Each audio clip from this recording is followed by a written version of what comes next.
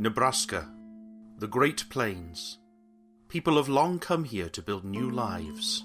My Welsh heritage has been part of my life because all 8 of my great-grandparents came over from Wales. The Welsh people were very kind and inclusive with me because I married a Welshman.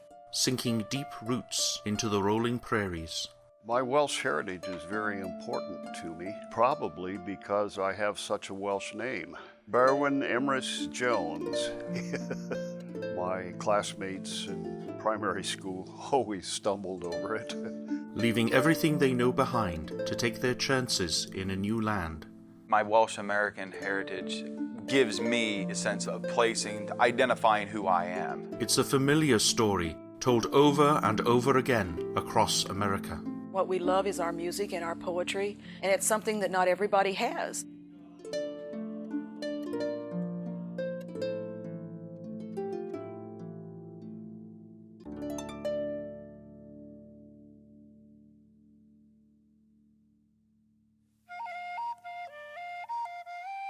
This story begins in Wales, or as it is called in its own Celtic language, Cymru, a small country in Great Britain to the west of England and across the sea from Ireland.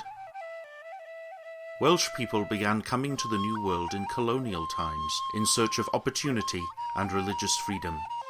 At that time in Wales, there were the wealthy, and then there were the have-nots. And if you were the have-nots, your chances of becoming wealthy or becoming even comfortable were pretty slim. By the early 19th century, a growing population, economic pressure, and social unrest drove many to take their chances in the United States. Farewell Brydain, a'i choen a'i chynen, a'i hingol angen, a flawen floedd.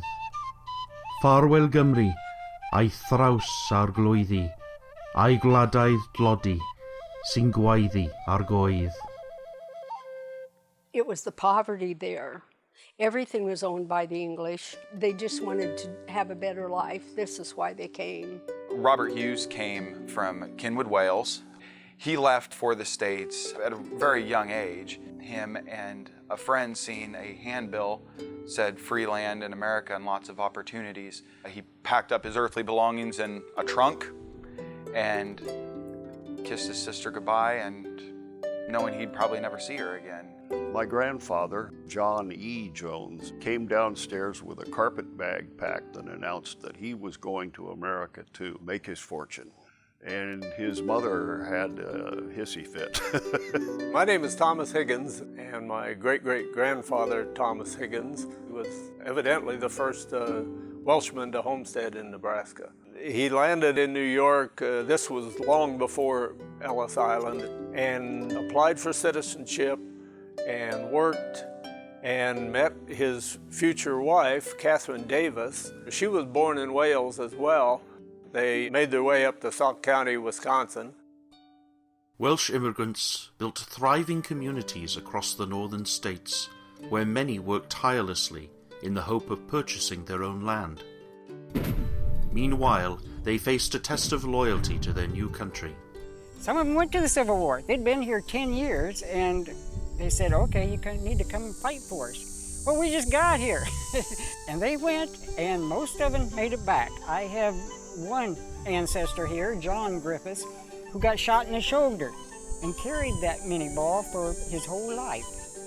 With the Civil War's end, settlement in the Great Plains accelerated, assisted by the Homestead Act of 1862, which made it easier and cheaper for settlers to claim and purchase land.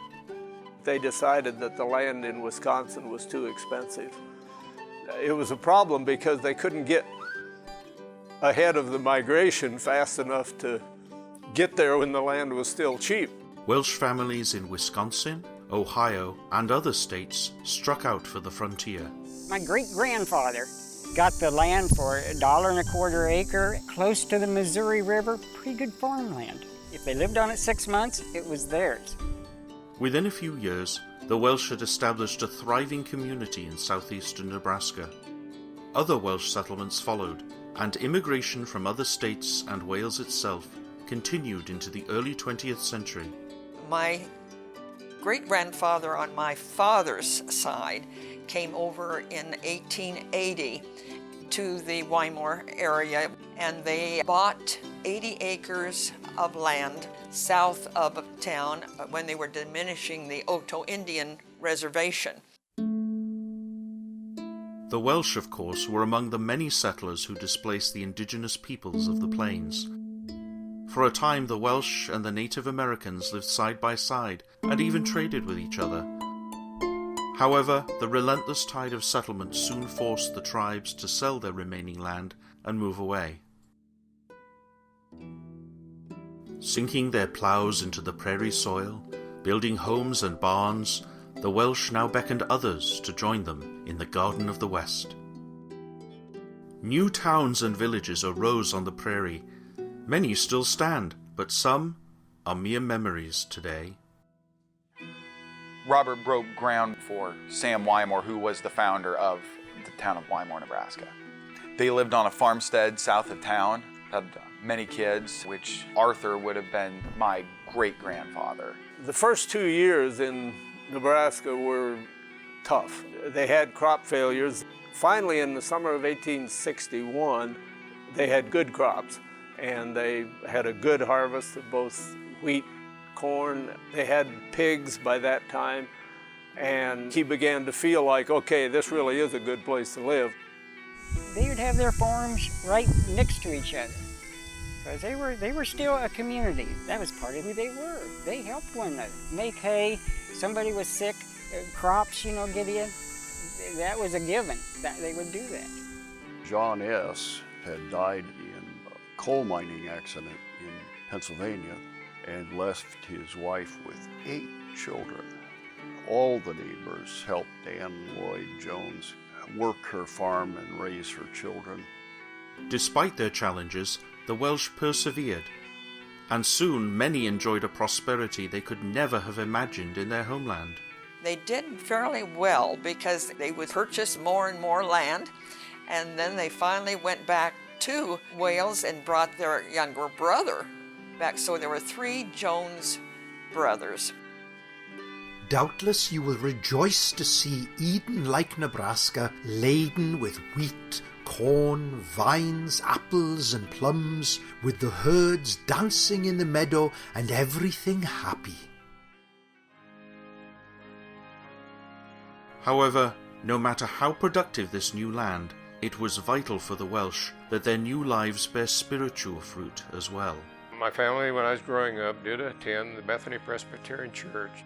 In the early days, they had 2 services, 2 sermons on Sunday, and we very seldom missed. And then there was, of course, Sunday school in the daytime, and the evening time we had what we called Christian Endeavor. So we had plenty of religious education growing up in the church. Well, Bethel Church was not only our religious center, it was our social life, and most of them were our cousins who were also our good friends. So when I was 13, I started to play the pump organ that is now at the Welsh Center. The church they had attended down in Platte County was called the Postville Church, and that minister helped in the organization of Bethany here. It was organized as a Welsh Calvinistic Methodist church. That denomination, it joined the Presbyterian denomination in about 1920. My grandfather, John E. Jones, was a very strict Calvinistic Methodist.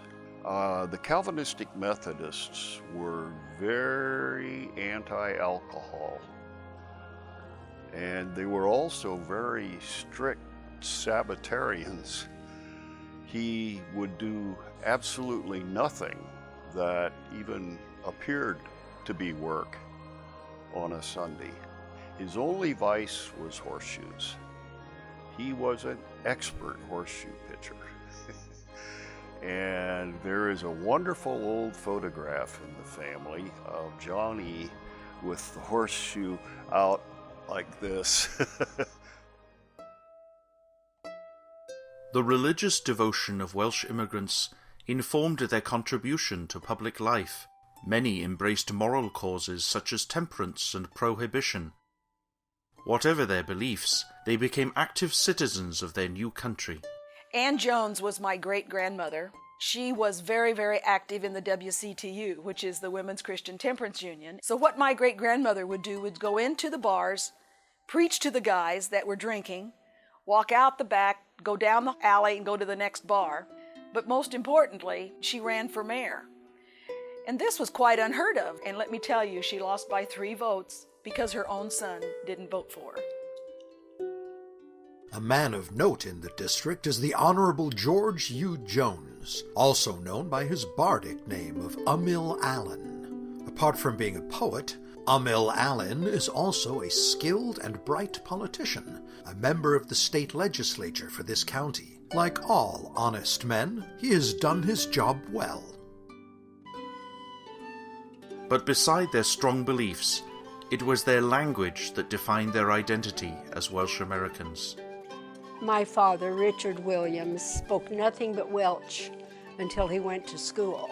And he told stories to all of us kids about his life in Wales, sang his songs for us. My father always made us say things in Welsh at the dinner table. So we had to say Holland for salt. We could not say the English word.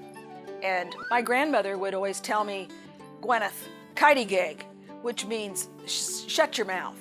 Alongside Independence Day, which they celebrated with picnics and concerts, the most important event for the Welsh was often the Eisteddfod, a poetic and musical competition conducted in their native tongue.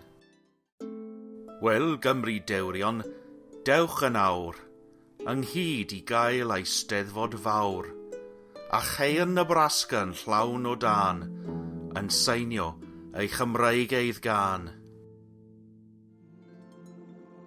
Within a few years of the turn of the 20th century, the Welsh of Nebraska and their kin in the homeland would be brought together again as a new generation of Welsh Americans heeded their country's call. Well, when World War I broke out, Emrys, my father, enlisted. He was assigned to the Signal Corps. And he arrived, mercifully, a week before Armistice Day. This was the helmet he came home with. It wasn't the one he was assigned. It in fact has the Pennsylvania Keystone emblem on it here on the side. He somehow lost his, and he was able to pick this one up because you had to have one. My great uncle, Robert Parry, who was the first soldier in Platte County to die during World War I. When his body came back from France, the funeral was held here at Postville Cemetery, and it was a horse-drawn carriage, and there were hundreds and hundreds of people at the funeral. As a new century came of age, the children and grandchildren of the Welsh pioneers now considered themselves Americans without question. Well, the youngest boy, Evan, went off to school, and when they dismissed to go out for morning recess, Evan hopped on his pony, Nellie, and came crying home. Dada, they only speak English there, and I can't understand them, and I don't know what they're saying. And so my grandfather said, all right, from now on, we're American. We will speak English at home. They had stopped a Welsh service when I was 13, but they still spoke Welsh quite a bit to each other. But they wanted to be Americans. My parents especially, they didn't want to be singled out. As the old language gave way to the new, rural Nebraska was changing as well. Some of the country churches and immigrant communities began to fade. As the years went by, the churches in the rural communities had less and less members. Hard to support the church itself and to get a pastor to serve the church. Milton and I haven't been over to that memorial spot very much just because it is still hard for us. After farms started getting so large, we got fewer farmers, and that's one reason why the membership dwindled. Another reason is because the young people married outside the denomination. However, this is not the end of the story, but rather the beginning of another one. For the descendants of the Welsh settlers never forgot their roots. A new generation came together to celebrate and share their Welsh heritage, and even learn the language again. When I was in the 6th grade, I was fortunate enough to go to Toronto, Canada for a week to the foreign language school for Welsh foreign language. Met a lot of really nice people from Canada and from Wales that were there, and have a lot of good memories of that. In Wymore, the legacy of our Welsh pioneer ancestors remains strong at the Great Plains Welsh Heritage Centre, the historic District 81 Schoolhouse, and Burlington Park Railroad Museum. With its exhibitions, events, and archives, the centre celebrates the culture and contributions of the Welsh in Nebraska and throughout the United States. We're a country of immigrants. We are a Welsh community, and that's something that we can stake our claim to and we can celebrate. It's very important for me, and it's been my passion really, to celebrate and recognize contributions of the Welsh immigrants into this part of the country.